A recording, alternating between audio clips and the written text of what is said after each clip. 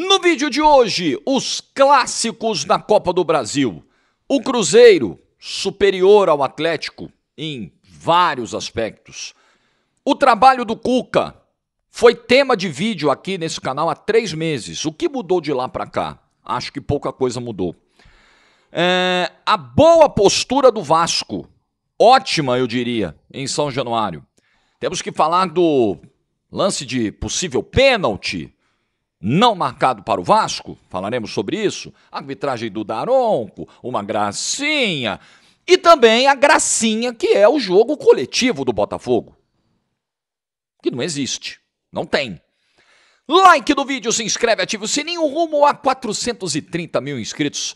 Por aqui, boa quinta-feira. Eu sempre dou uma olhadinha pro calendário aqui do MacBook para ver se eu não tô errando no dia, no ano, que eu sou completamente perdido com esses negócios aqui. Mas bom dia, boa quinta-feira para todo mundo. Vamos lá. Vamos começar com a análise do Clássico Mineiro. E a primeira coisa que eu gostaria de dizer, o retrospecto do Atlético na Arena MRV, eu sempre começo falando pelo vencedor, eu vou falar do Cruzeiro, mas eu só queria fazer rapidamente aqui esse ponto aqui. O retrospecto do Atlético na Arena MRV, na sua casa, no seu palco, nos jogos de maior expressão, eu diria que ele é inaceitável para um mandante. Para alguém que quer fazer da sua casa, temida. Inclusive eu estava até comentando na terça-feira com a Mariana Spinelli, que vai ser minha colega agora, né, no Grupo Globo e que é atleticana, a gente estava falando exatamente sobre isso. Você cria uma arena, você cria um estádio para ter essa identidade, para ter essa alma. E isso é construído com resultados. E aí você olha o desempenho do Atlético contra os seus maiores rivais, que são Cruzeiro e Flamengo, né? O Atlético pro Cruzeiro perdeu 3 jogos dos 5 que disputou na Arena MRV. Quer a lista? 1-0 no Brasileirão de 2023, 2-0 no Campeonato Mineiro desse ano, aí tem um empate 2-2 na final do Mineiro e tem a vitória 3-0 do Galo no primeiro turno do Campeonato Brasileiro de 2024. Estou falando de 2024 agora. E a derrota de ontem para o Cruzeiro, a terceira, 2-0. Então, são 5 clássicos entre eles na Arena MRV, com 3 vitórias do Cruzeiro e somente uma do Atlético. Isso não existe. Aí você vai pegar o retrospecto contra o Flamengo. O Atlético acabou saindo classificado do confronto contra o Flamengo. É verdade, ganhou nos pênaltis. Mas perdeu o jogo por 1-0 dentro de casa. E perdeu a final da Copa do Brasil do ano passado, o segundo jogo, já tinha perdido o primeiro 3-1 no Maracanã, também dentro da Arena MRV, para esse mesmo Flamengo. Então, o Atlético precisa, mas assim, tomou 4-2 do Flamengo no Brasileirão 2024. Lembrei disso aqui. Teve a derrota também no Campeonato Brasileiro. Isso foi primeiro turno ainda do Brasileiro 2024. O Atlético precisa melhorar isso aqui, cara. Não existe. O Atlético tomou 4-0 do Palmeiras dentro do estádio dele, no Brasileiro do ano passado. Dentro da sua casa, pô. Sua fortaleza. Não é. Pro Atlético não tá sendo. Então, feito esse ponto aqui, deixa eu falar da vitória do Cruzeiro. Cruzeiro foi um time que até demorou, eu acho, um pouquinho. Eu não sei se demorou para entender, né? Mas o Cruzeiro, ele precisou de uns 25 minutos, mais ou menos, para pegar o controle do jogo e entender a melhor estratégia. O que era necessário fazer contra um Atlético que estava apostando em trocação, jogo de velocidade, bola longa e marcação individual. Né? Ele abre Dudu e Scarpa para pegar os laterais, ficam o Hulk e o Coelho por dentro para incomodar os zagueiros, e bola longa e bola para o Coelho e trocação, que não era interessante para o Cruzeiro naquele momento. Quando o Cruzeiro entende a melhor maneira de lidar com isso, até porque, né, durou 15 minutos também esse posicionamento do Coelho, depois o Coelho abriu, o Cruzeiro passou a ter mais posse, botar mais a bola no chão, picotar mais o jogo. Quando precisou fazer falta, fez. Quando precisou ganhar 10, 15 segundos para bater um lateral, fez. E o Cruzeiro já terminou o primeiro tempo mais conectado com o jogo. Essa é a verdade. Então o Cruzeiro, acho que tem uma questão do gramado também, né? Do gramado que é diferente, do gramado sintético, de adaptação. Então, acho que rolou um pouco, eu não vou dizer surpresa. Assim, o Cruzeiro não esperava. Acho que todo mundo imaginava um Atlético agressivo, mas o Cruzeiro demorou um pouco para lidar melhor com essa agressividade do Atlético, com essa postura extremamente ofensiva, pelo menos na ideia, né? A defesa sofreu um pouquinho, né? Deu espaços nesse começo do jogo, o Atlético apostando nessa bola longa. Depois o Cruzeiro foi botando a bola no chão e foi colocando ordem na casa. Também é importante dizer que nesses 25 minutos ali em que o jogo ficou trocado, ficou cai lá e cá, o Cássio não trabalhou tanto assim. Caramba, quantas defesas difíceis fez o Cássio? Isso não aconteceu. E aí, no segundo tempo, tem um lance que destrava o jogo, que é um gol com 4 minutos. É óbvio que isso muda completamente um tempo de jogo, é um gol muito cedo, e é um golaço do Fabrício Bruno, né? E aí você vai observar o sem bola, né? Como o Wanderson e o Christian, principalmente, eles vão arrastando a marcação e eles vão deixando esse campo livre pro Fabrício Bruno. E aí, cara, o cara acabou de ser convocado para a seleção brasileira, tá vivendo um dos melhores anos da carreira. Para mim é o melhor zagueiro do Campeonato Brasileiro até agora, né? E aí você pode discutir lá, Léo Ortiz, tem uma galera boa para discutir. Confiança do cara tá no talo. E a marcação do Atlético achou, não vai, né? Pô, ele é zagueiro. Não... E ele foi, mandou um tubo. E não tinha nenhuma chance pro Everson, que não teve culpa dos gols, falaremos disso já já, tinha nenhuma chance. E ali, a partir dali, meu amigo, o Atlético desmoronou e o Cruzeiro, que já tinha terminado o primeiro tempo com o controle do jogo, controlou ainda mais o jogo. E aí, num lance de escanteio, de novo com participação do Fabrício Bruno, outro cara que tá com a motivação em alta, 18 gols e 5 assistências na temporada em 30 jogos. Caio Jorge vai lá e faz o 2-0. Alguma discussão? Vamos voltar ao vídeo da segunda-feira? Alguma discussão sobre a convocação do Caio Jorge? Para mim, zero. Zero. Você pode discutir, pô, mas tem esse aqui também. Tá bom, tem esse aqui também. Mas dizer que é injusto? Olha o ano que o Caio Jorge... Pega os últimos 6 meses do Caio Jorge. Sacanagem, barbaridade. E ontem, de novo, fazendo um gol decisivo. E aí foi um Cruzeiro mais seguro, defensivamente. O Atlético foi tentando mandar a bola para a área. E aí Fabrício Bruno e Vidalba cortaram todas. O Hulk não teve espaço para jogar. O Hulk, mais uma vez, sumido no jogo. E mérito da defesa do Cruzeiro, que é uma das melhores defesas do Brasil, sem nenhuma dúvida. Inclusive, eu estava vendo esse número aqui. Foi o 5º jogo seguido da Copa do Brasil que o Cruzeiro não tomou gol. 5º jogo, desde que estreou. O Cruzeiro não tomou gol na Copa do Brasil. Impressionante. E quando quase tomou lá contra o CRB na cobrança de pênalti no final do segundo tempo, o Cássio foi lá e salvou. Então, foi o Cruzeiro que teve, na maior parte dos 90 minutos, o controle do clássico. Porque o Cruzeiro é hoje uma equipe muito melhor treinada do que o Atlético. E quando você vê essas duas equipes se enfrentando, quando você vê o choque entre elas, você consegue entender isso melhor, né? Isso fica mais bem desenhado. O Cruzeiro é um time que erra muito pouco. O Cruzeiro é um time que erra muito pouco e que é muito eficiente quando tem a chance.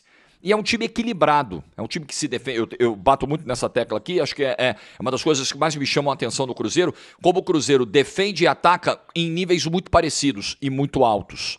Então isso é mérito do trabalho do Leonardo Jardim. A vitória, ela é incontestável, não deixa margem para dúvida. A superioridade do Cruzeiro foi evidente, e o Cruzeiro está praticamente classificado, né? Porque você olha, tudo bem que nós temos um intervalo até um pouquinho grande, né? Dia 11 o jogo, hoje é 28 de agosto, vai ter uma data FIFA no meio, mas você olha o rendimento, você olha o que essas equipes... E aí não é só o confronto, né? Você vai fazer uma análise do ano. Você olha o que essas equipes têm feito. Não é crível que o Atlético, nessa distância, possa tirar uma desvantagem como essa. Ficou grande demais o placar. 2-0 é um placar grande, cara. Na casa do adversário, você vai resolver na tua casa, no Mineirão, com 50, 60 mil pessoas. É muito grande o placar. É muito grande pro Atlético, né? A montanha que ele vai ter que subir, o caminho que ele vai ter que percorrer para virar o jogo. Então o Cruzeiro está com a mão na vaga na semifinal. Uma excelente atuação do Cruzeiro ontem, entendendo, né, os rumos que o jogo estava levando, se adaptando, e o seu treinador numa noite muito mais feliz do que o treinador do Atlético. Parabéns aí à Raposa pela grande vitória. Pelo visto será um palpite errado do pai na Copa do Brasil, mas eu acertarei outros. Vamos falar do Atlético aqui. Impressionante como o Atlético desmanchou depois do gol do Fabrício Bruno. Acabou o jogo do Atlético depois que tomou o gol. Simplesmente o time ruiu, desmoronou. E isso é próprio de uma equipe com coletivo abalado, com potencialidades que não são, com individualidades que não são potencializadas. Isso é a cara de um time com muitos problemas. É um time que toma um gol e sente, não consegue voltar mais pro jogo. Primeiro tempo do jogo, a gente já começou com essa surpresa da escalação do Dudu, que fisicamente, né, teve muita dificuldade, já estava dando sinal de cansaço no final do primeiro tempo, né, para tentar acompanhar o Kaique lá pelo lado esquerdo, porque ele também tinha esse papel, né, quando ele abriu Scarpa e Dudu, ele abriu esses caras também para fazer uma individual em cima dos laterais do Cruzeiro, e o Dudu fisicamente tem problemas, né? E tecnicamente também, algumas tomadas de decisão errada ali no primeiro tempo. Essa foi a grande surpresa, né? O Lianco acabou ficando fora mesmo, tá machucado, e aí o Vitor Hugo e o Alonso fizeram a dupla de zaga. E aí você teve ali, naqueles primeiros 15 minutos, Scarpa e Dudu, Coelho e Hulk jogando por dentro. E aí o Atlético foi criando algumas coisas, algumas chances no primeiro tempo, teve posse, chegou a entrar na área, o Hulk chegou a finalizar uma bola por cima, teve depois o lance do Dudu que ele podia ter tomado a melhor decisão e que acabou gerando o escanteio, né? Teve o lance do Coelho cara a cara, mas ele estava impedido. Era o Atlético que tentava, mas era um jogo muito forçado, né?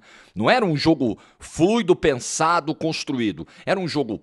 Vamos na maga, vamos colocar velocidade pelos lados do campo, né? Vamos tentar ali numa base de imposição. Mas quantas defesas fez o Cássio? Nesse período ali dos 25, né? Em que o jogo ficou nesse vamos que vamos. Quantas vezes o Atlético colocou o goleiro do Cruzeiro em apuros? Né? Não teve esse momento no primeiro tempo de brilho do Cássio por ter sido muito exigido pelo Atlético. E algumas atuações individuais ruins, né? Alexandre eu não gostei da partida que fez. Arana mal nos 2 gols e mal há muito tempo. Isso precisa ser dito. Mas assim, há bastante tempo. Então, individualmente, algumas peças não renderam. O Hulk sumido na marcação do Cruzeiro. E aí é o seguinte, né? Outro reflexo de um time com desajustes coletivos, problemas coletivos. Quando o Hulk não vai bem, o Atlético tem muita dificuldade em fazer alguma coisa, tem muita dificuldade em andar. E ontem o Hulk, mais uma vez, teve uma dificuldade grande para jogar, para ser intenso. O máximo que o Hulk tentou foi lance de bola parada, foi cobrança de falta. E aí, cara, impressionante como o Atlético se desorganiza e sente o gol do Fabrício Bruno. O Atlético acaba, o time perde a confiança, começa a errar um passe atrás do outro, as ações pelos lados do campo não vão surtindo mais efeito, e aí para completar o combo da noite, as alterações do Cuca. Inacreditável, eu não sei o que é mais inacreditável, se é tirar o Scarpa, que era um dos melhores em campo, ou se é dizer na coletiva que o Scarpa estava mal do jogo. Galera, o Cuca não estava vendo o jogo, então. Ou ele viu outro. Não é possível. Ele pode dizer, olha, eu tirei porque eu tentei algo diferente, eu tirei porque eu queria uma outra característica. Tudo bem, ele falou que queria um jogador mais próximo da área. Chega na beira do campo, Scarpa, quero você mais lá perto da área. Eu acho que é mais fácil fazer isso do que você tirar do campo o cara que tá bem. E aí ele diz na coletiva que o Scarpa estava mal do jogo. Não, isso não é verdade. Isso aí, desculpa, não é uma questão de opinião.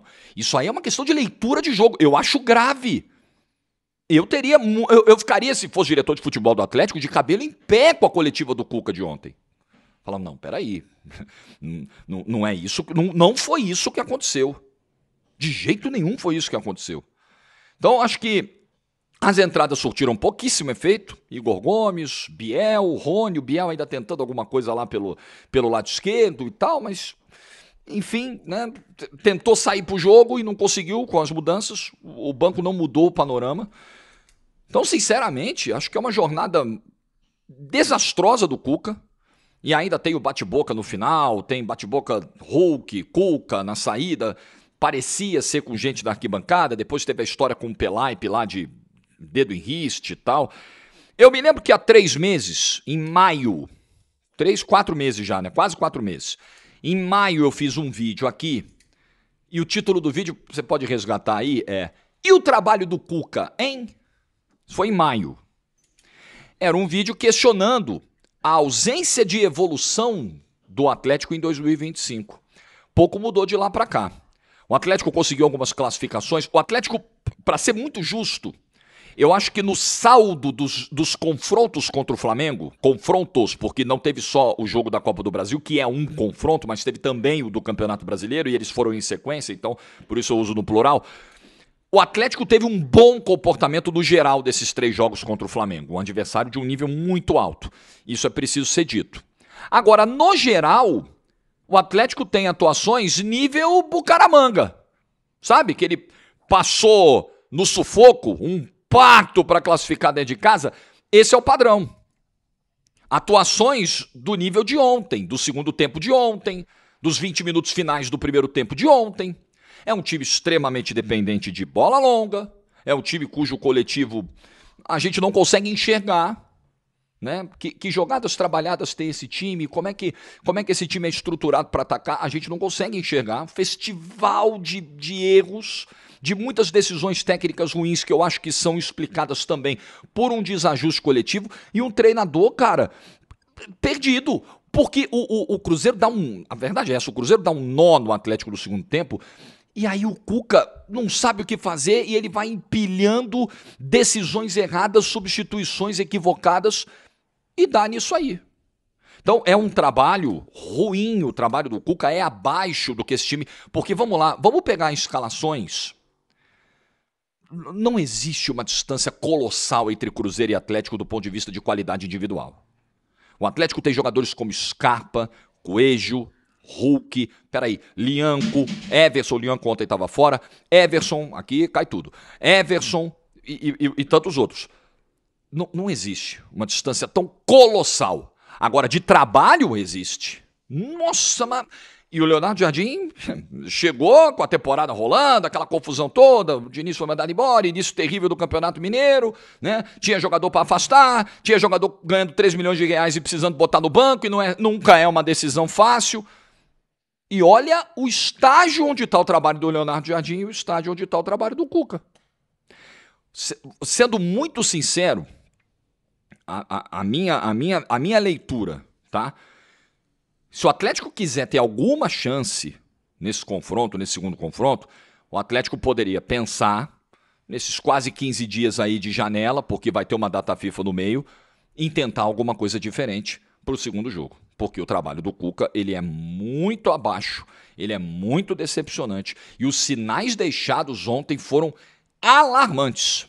Assim, desesperadores os sinais que o Cuca deixou ontem, que o Atlético deixou ontem nessa derrota para o Cruzeiro. Então, eu acho que é isso, né? E tentar aí ver o que dá para fazer na janela até o dia 2, né?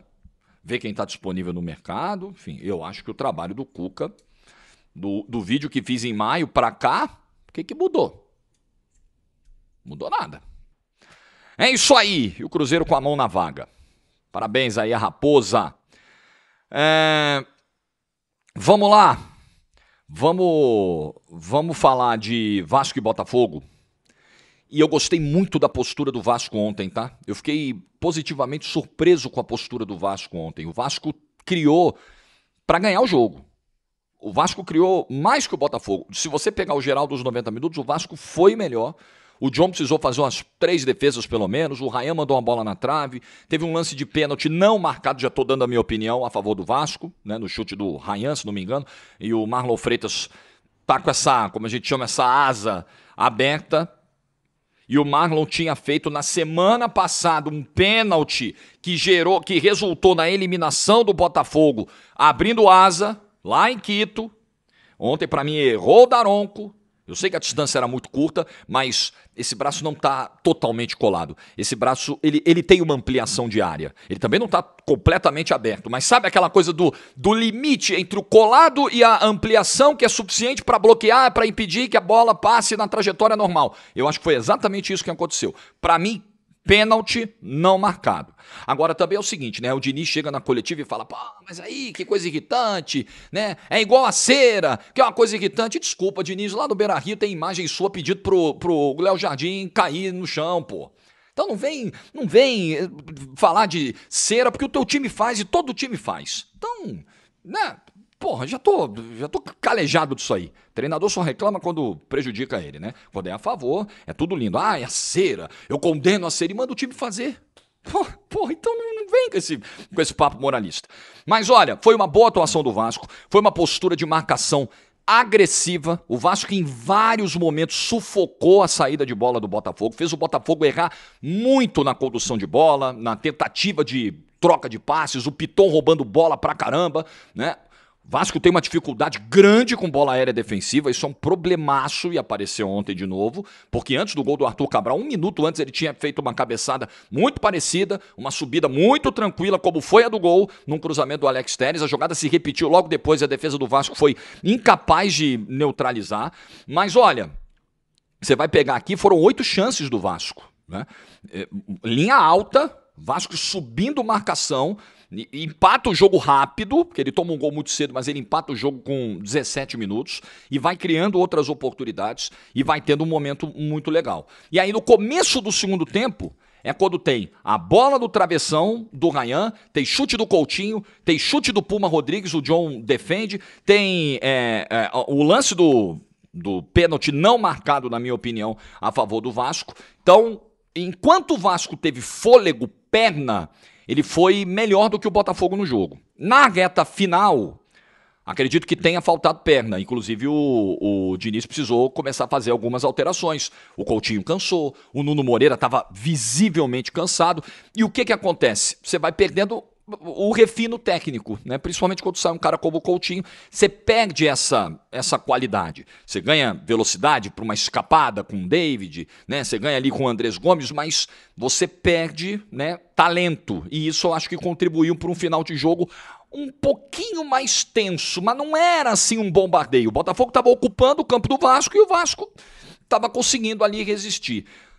Então o que fica do jogo de ontem é que, pelo comportamento agressivo do Vasco, o torcedor, eu acho que ele pode lamentar o resultado, porque o Vasco poderia ter saído com um resultado melhor.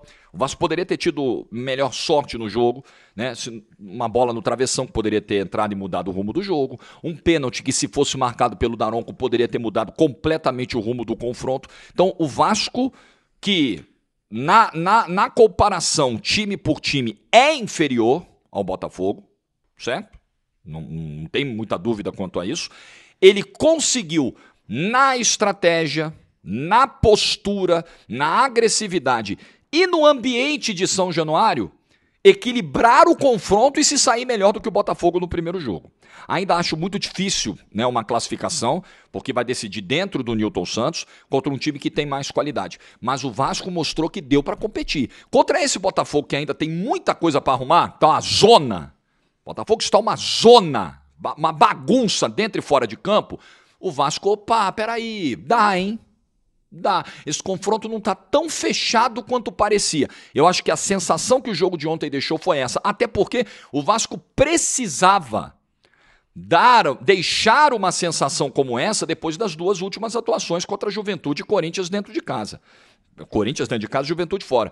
O Vasco precisava, porque foram atuações bem ruins. E ontem foi um Vasco que teve fôlego, teve alma para jogar um confronto de mata-mata, teve postura e teve futebol. E criou ocasiões para ganhar o jogo. Isso deixa o torcedor do Vasco com alguma ponta de otimismo para o jogo do dia 11, 12, nem sei quando é, deixa eu ver. Estou com o calendário aqui, porque esse jogo vai ser isolado na quinta, né?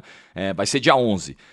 Então tem esperança, porque o futebol que o Vasco mostrou ontem foi um futebol capaz de... Aí é ver se vai conseguir repetir isso. Você vai estar em outro ambiente, outro cenário, outro contexto de jogo, outro gramado... Tudo isso, né? Precisa ver se vai conseguir repetir isso. Mas o que ficou para mim é que o Vasco teve um plano de jogo muito claro ontem e ele conseguiu executar esse plano. E ele não saiu 1 milímetro desse plano de jogo. E ele foi bem sucedido nesse plano de jogo na maior parte do tempo. Como eu disse aqui, quando faltou perna e quando saíram alguns jogadores mais talentosos, aí a coisa ficou um pouco mais difícil. Mas foi um bom jogo do Vasco. Bom jogo do Vasco diante das circunstâncias. E agora precisa ver o que vai dar para fazer no Newton Santos. O Botafogo segue sendo um time coletivamente muito frágil, muito. trabalho do David Ancelotti até agora não apresentou absolutamente nada. A verdade é essa, gente. Eu esperava algo muito diferente? Confesso que não. Falei aqui na contratação do David Ancelotti dos riscos de você trazer um treinador muito jovem, que na verdade não era treinador, né? Ele está virando treinador no Botafogo. Foi auxiliar do pai a vida inteira, tem 35 anos de idade, nunca comandou uma equipe. O Botafogo achou por bem, né? No ano em que ele tem que defender os títulos brasileiros e da Libertadores, ele achou por bem fazer uma experiência como essa, né? Errar no planejamento do início ao fim. Eu vou até o final, cara. E desculpa o botafoguense que quer uma agenda, né, um pouco mais alegre, né, que tem muita gratidão ao Textor. Eu entendo, mas me desculpa. O Botafogo pode ganhar a Copa do Brasil, tá? Pode acontecer. Eu acho difícil, mas pode acontecer. Eu acho que o Botafogo passa pelo Vasco, mas contra Bahia e Fluminense o Botafogo vai ter que jogar muito mais. Bahia ou Fluminense. Numa final contra um Cruzeiro da vida, vai ter que jogar muito mais para ser campeão da Copa do Brasil, mas muito mais. Mas tudo bem, pode acontecer. Mesmo se acontecer, seguirei com o mesmo pensamento sobre o ano de 2025. Um ano prejudicado por decisões ruins, por um certo desleixo do comando do clube por parte do John Textor, um desleixo que já começa quando o time abre mão de 2 títulos que ele não tem na sua galeria no mês de fevereiro, um deles para o maior rival, inclusive, tomando uma surra em Belém. Aí vem com o Renato Paiva de treinador para começar o Campeonato Brasileiro e agora vem com experiência de David Ancelotti. Quer fazer a experiência do David Ancelotti? Faz no Campeonato Carioca. Você vai fazendo o Brasileiro, na Libertadores, na Copa do Brasil? Eu acho um risco alto demais. Eu acho que o Botafogo quis arriscar muito no ano. O Botafogo quis ficar na corda bamba o ano inteiro. E ele está se prejudicando com isso, porque nós chegamos na virada de agosto para setembro sem que o Botafogo tenha qualquer nível de evolução coletiva. O Botafogo não tem. É um time com dificuldade para jogar, é um time com dificuldade para criar, é um time com dificuldade para fazer algumas peças se destacarem. O que foram as atuações de Danilo e Arthur no jogo de ontem? O Arthur, em alguns momentos do jogo, eu não lembrava que ele estava em campo. E o Arthur tá aí. Aí o Arthur aparecia, tentava alguma coisa, aí tentava um toque de calcanhar, aí errava de novo. E o Danilo... mais um jogo com erros de passe que destoam muito da qualidade do Danilo. Eu sei que tem um fator de volta de lesão, tá bom, ok. Mas ainda assim, um jogador dessa qualidade, desse nível, desse porte, não pode cometer tanto, mesmo com esse coletivo zoneado, que prejudica, que não potencializa, não pode render tão pouco. Não pode cometer tantos erros técnicos, porque qualidade ele tem e tem de sobra. Aí você também tem que ver essa questão Danilo e Marlon Freitas. O Botafogo perdeu muito poder de marcação, muita pegada de marcação com a saída do Gregory e com essa dupla que tem dificuldades para marcar. Alguém tem que compensar o outro aí. E não tá rolando, porque Marlon Freitas e Danilo não conseguem dar esse combate que o meio-campo do Botafogo precisa. Então o Botafogo se fragiliza do ponto de vista defensivo também no seu meio-campo com essa configuração atual de time. E aí o David Ancelotti parece ter dificuldade para perceber isso. E ontem ele tomou uma decisão que eu simplesmente não entendi. Ele deslocou no segundo tempo, quando ele começa a fazer as alterações, ele tinha o Jefinho no banco, ele tinha, sei lá, o Nathan Fernandes, ele coloca o Danilo para jogar de ponta direita. E nada saiu por ali, evidentemente que não rendeu. Então, sabe, é um resultado que é muito melhor do que a atuação, tá?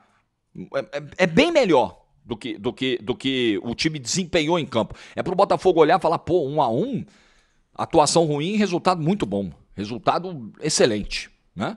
É um time que continua tendo uma defesa como ponto alto, né? Barbosa, de vez em quando eu acho quebrada numa saída de bola, mas muito bem ali nos botes, nos cortes, e o Caio Pantaleão, que melhora muito o nível da defesa quando volta, isso é inegável, mas do meio pra frente, a dificuldade do Botafogo pra jogar, a confusão que é hoje, a transição ofensiva do Botafogo, meu Deus do céu, um negócio assim, gritante.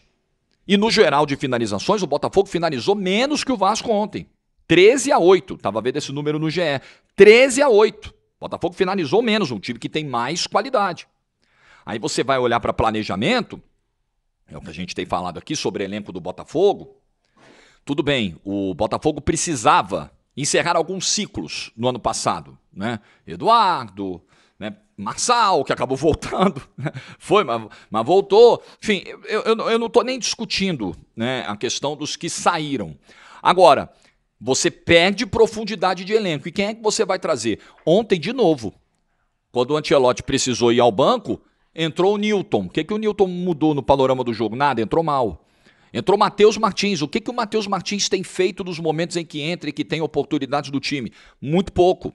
Porque é uma queda de qualidade importante em relação a 2024 também. E isso não está na minha conta. Não sou eu que contrato, não sou eu que assino o cheque do Botafogo. Isso está na conta do John Textor. Então, meu amigo, aí o Ancelotti chega e fala, nós precisamos evoluir e tudo mais, tudo bem, só que, sabe, o tempo é muito curto. Nessa de, precisamos de tempo, precisamos evoluir, precisamos de trabalho, nesse pensamento, a Libertadores já foi embora. O Botafogo caiu nas oitavas da Libertadores para um time inferior a ele. E a Copa do Brasil pode ir embora. Eu acho que o Botafogo vai classificar no Newton Santos, mas ela pode ir embora também. Porque o Botafogo escolheu o caminho mais difícil para o ano de 2025. Então, não será um eventual título da Copa do Brasil que vai mudar o meu pensamento. Eu não sou resultadista. Reconheço que o resultado é o que tem que ser buscado, é o mais importante. Mas eu vejo os processos e eu estou desde janeiro fazendo vídeo sobre isso. O Botafogo está jogando seu ano fora. O Botafogo chega agora em setembro. Vamos lá, o que mudou? Pega aí, chegaram peças, né? Chegou Arthur Cabral, chegou Correia, chegou Montoro. Montoro também que tá sucumbindo nesse coletivo aí, tá? Jogador de muita qualidade. Não tá conseguindo render também. Nesse coletivo fica difícil. Mudou muita coisa. O Botafogo, por exemplo, que foi dominado pelo Flamengo na Supercopa em fevereiro. Mudou alguma coisa? O padrão de atuação pro Botafogo que a gente vê hoje? Em agosto, setembro? Mudou muito pouco. Muito pouco. Culpa da sua diretoria, que acertou no ano passado demais, entrou para a história. O Botafoguense tem que ser grato a vida inteira pelo 2024, sem nenhuma dúvida. O nome do Textor está na história, isso ninguém vai tirar. Agora, isso não dá imunidade ao Textor no quesito críticas nos anos seguintes, nos anos subsequentes. Não, então como ele deu a Libertadores e o Brasileiro em 2024, bom, torcedor quer pensar assim, eu respeito. Eu não penso dessa forma. A gente é cobrado todo dia. Eu faço um vídeo muito legal na quinta-feira, na sexta-feira eu tenho que fazer outro do mesmo nível, senão a audiência cai. Eu narro um jogo num nível legal na quarta-feira, se eu narrar mal no domingo, ninguém vai lembrar do que eu fiz na quarta-feira. A pancada vem. A vida é isso aí, meu amigo. E o John Textor precisa ser cobrado pelas decisões ruins em 2025. É isso aí. Vídeo feito nessa quinta-feira. Like se você ficou até o final. Espero que você tenha tido um ótimo almoço. Juízo e tchau.